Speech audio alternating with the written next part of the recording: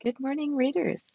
Well, today is release day for Death of a Corpse, book number 7 in the Kenzie Kirsch medical thriller series. So hopefully you have been following along with the last few books in the series.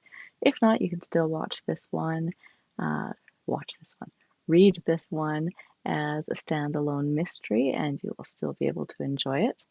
But it's always nice to have a bit of the background and know some of what's going on from the previous books in the series as well. All right, and as usual on release day, I like to read to you a little bit from the book in question. So, from chapter 1 of Death of a Corpse.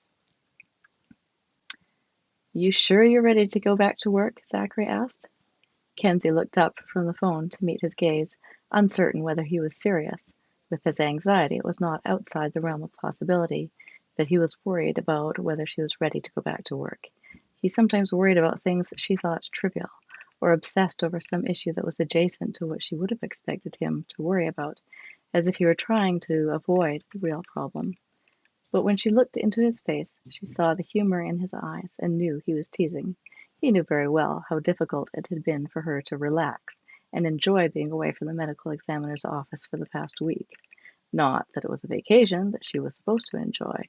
It was a suspension, not a reward for doing a great job on the autopsy of Joseph Howard. But she had tried to treat it like it was a break she had planned, taking the opportunity to give the house a deep clean and get to some projects she had been putting off. Zachary would probably be happy to have her out from underfoot. He was used to being able to work alone during the day. Sometimes he was on the phone or out talking to clients or subjects face to face, but much of the work he did was from the computer, and he didn't like having to move from one place to another because Kenzie was vacuuming or distracting him with some other job. While he was capable of hyper-focusing on a file or task, he had been anxious about Kenzie's suspension and how she was feeling, so he was alert to every movement she made. Even across the house, she could sense him monitoring what she was doing, listening for anything that might indicate that she needed his help.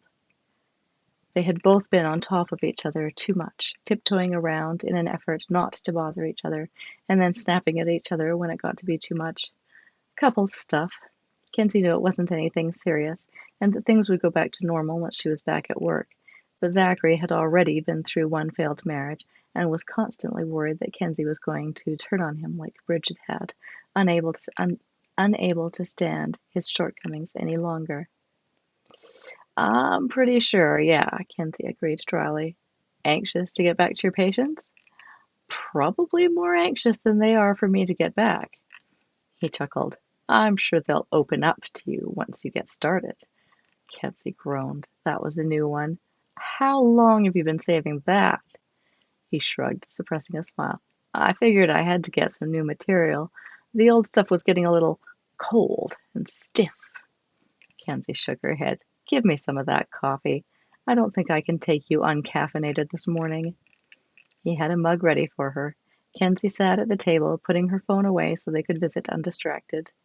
Zachary had made an effort to have breakfast on the table once she was out of the shower and dressed, and a glance did not reveal anything he'd missed. That told her that he'd put a lot of effort into it, because he would usually miss at least one essential element.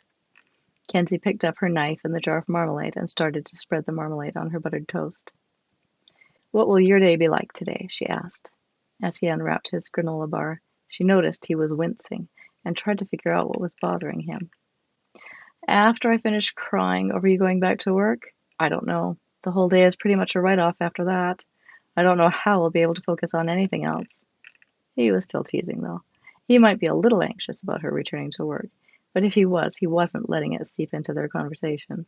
Once Kenzie was gone, she was sure he would throw himself into his email or another task, and wouldn't have another thought about her until she got home that night. Or maybe at lunch, if his growling stomach reminded him to take a break and eat. Sometimes he called her at lunch to touch base. Working on that missing teen? Kenzie prompted.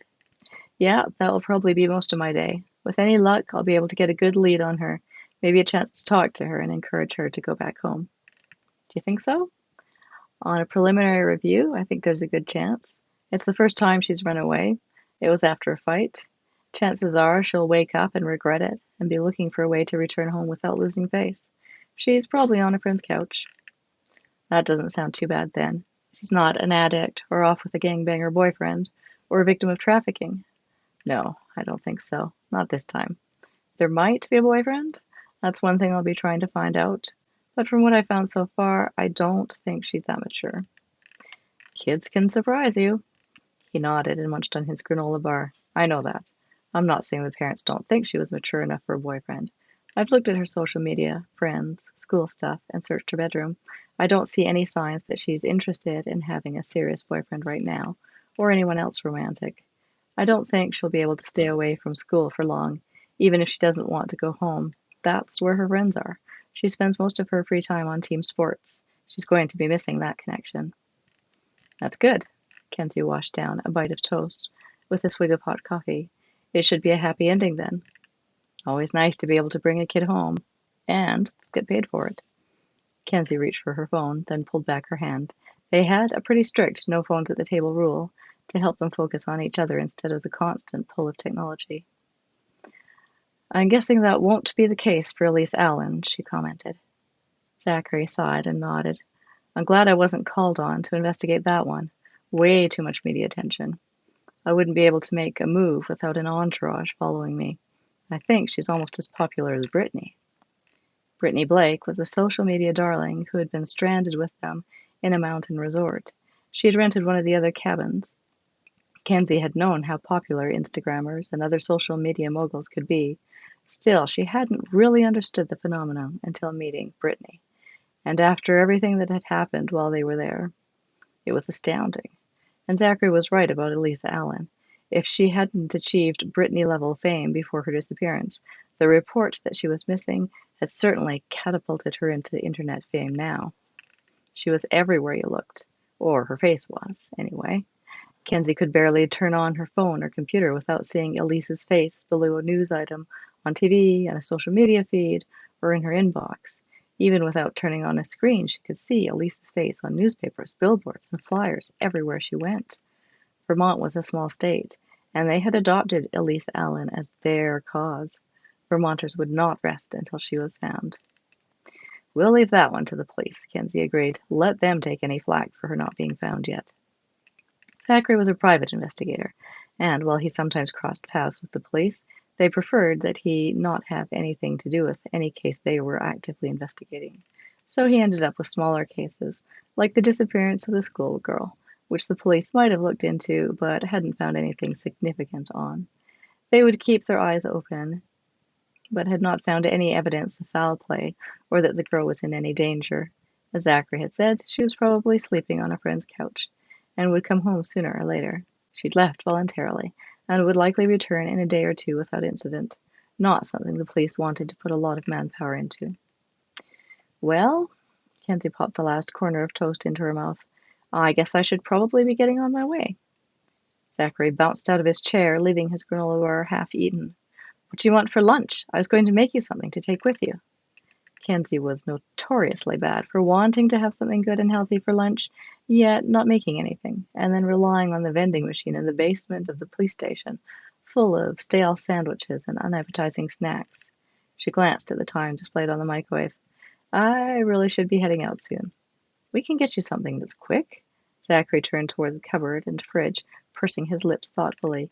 He had prepared a lunch for Kenzie once before, assembled out of his various prepackaged snacks.